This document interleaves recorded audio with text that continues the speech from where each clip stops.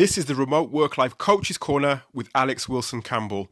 Tune in for another guided career reflection question to help you come unstuck and figure out your next steps so you can finally begin to work toward your career goals. So if you ever feel as though you don't want to be part of a particular team, or you don't want to mix with your colleagues or people who you're supposed to be working with on your projects and in your business, you don't want to contribute or have input into what they're doing or the projects they're working on, or if it just feels like it's a real drag to get into meetings, you just don't look forward to getting on meetings to speak to the people that you're working with, then you really need to ask yourself, why are you feeling this way? And I know this because it happens to me. And as I mentioned previously in this series of podcasts, I'm just going to talk candidly about how, while working remotely, in the early days for me, 2008, 2009, how my isolation sort of manifested and the effects it had on me, both good and not so good. I want to talk about all those things because I believe maybe you or people who you know might be having those feelings of isolation and not necessarily know how to deal with them. So I'm hoping that by sharing my experience that it can help somebody out there. And this is what I do in my day-to-day work as an accountability and career development coach, is to really help people really overcome those symptoms of isolation, loneliness, and those feelings, those symptoms, those situations can be exacerbated, especially if you're working as a remote worker or you're working on a freelance project or a contractor. So I just want to share what I've learned personally, but also what I've learned from my hundreds of hours of coaching people who have become isolated in their careers, in their lives. So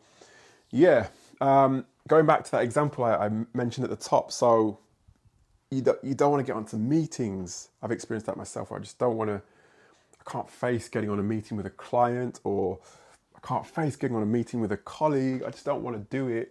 And when you're in that meeting, it's just not comfortable. It doesn't flow. Not only that, but maybe not contributing. You eventually sort of reach a point where it's a real drag to contribute.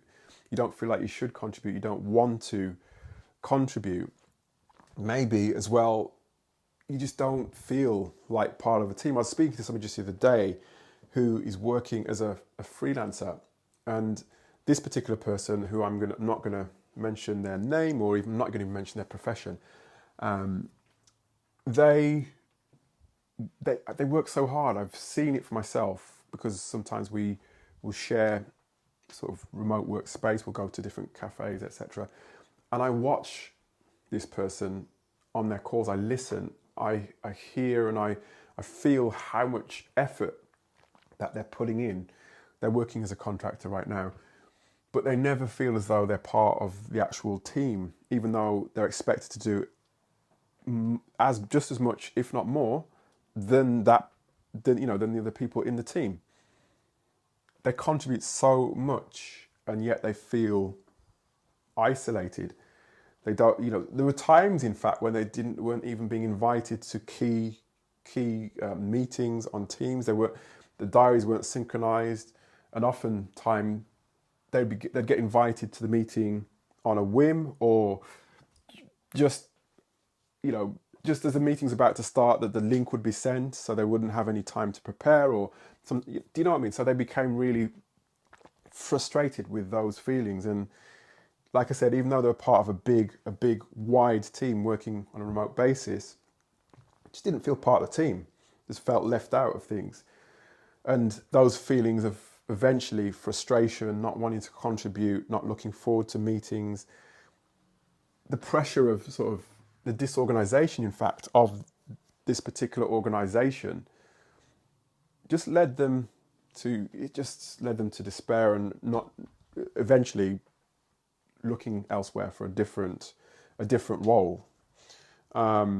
I mean, I've mentioned many different reasons why this particular person felt the way that they did, but in your situation, you have to think about why. And this is an important question to ask yourself. Why am I feeling the way that I feel? This is a really important question. And this digs to the heart of your principles, of your values, of the way that you work. And this, sometimes if you work in a situation or an organization where you're totally on board with the values, with the principles of that particular organization, and there's one or two things that are a bit out of kilter, say, they're crap with admin, or, the meetings go on a bit too long, for example. Sometimes you can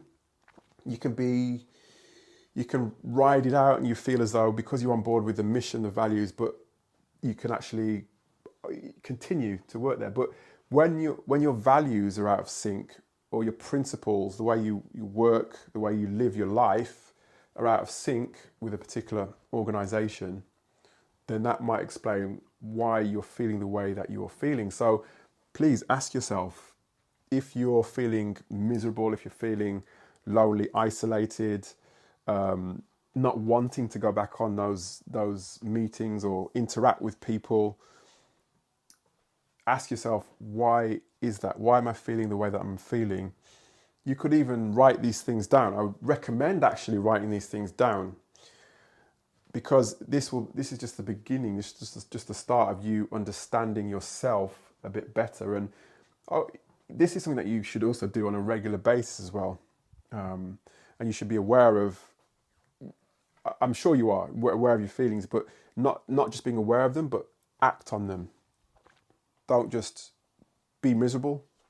Don't just be isolated. Don't just procrastinate on certain things. Act on those things. But ask yourself, why am I feeling the way that I'm feeling?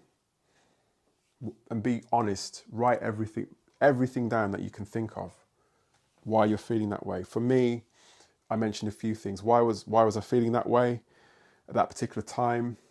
Because like I said, when I gave the example of the other person I was talking about, why was I feeling that way? Why was I feeling disconnected? Why was I feeling as though I didn't want to connect with the people that I work with? It's because I just didn't really have much in common with them, or anything in common with them. They weren't bad people by any stretch of the imagination, but we just didn't. We were at different phases in our lives. We did things in a different way.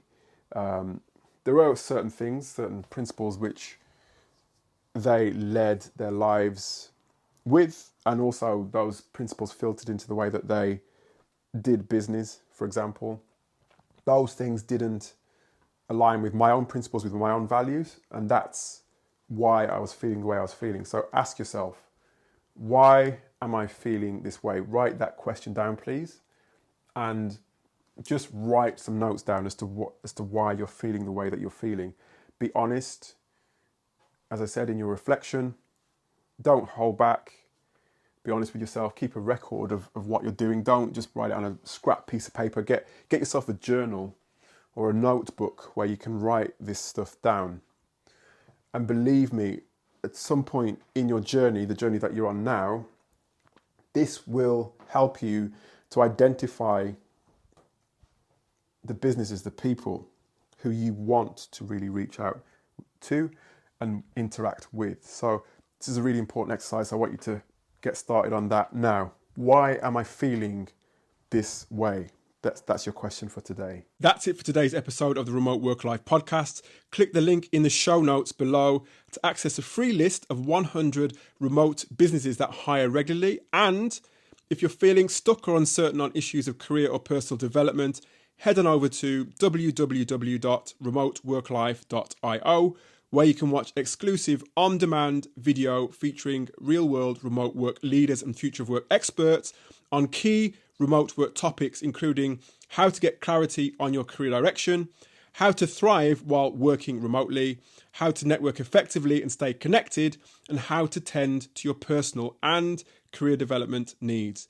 Go to remoteworklife.io now, and remember to connect with me, your host, Alex Wilson-Campbell, on YouTube, LinkedIn, and Facebook.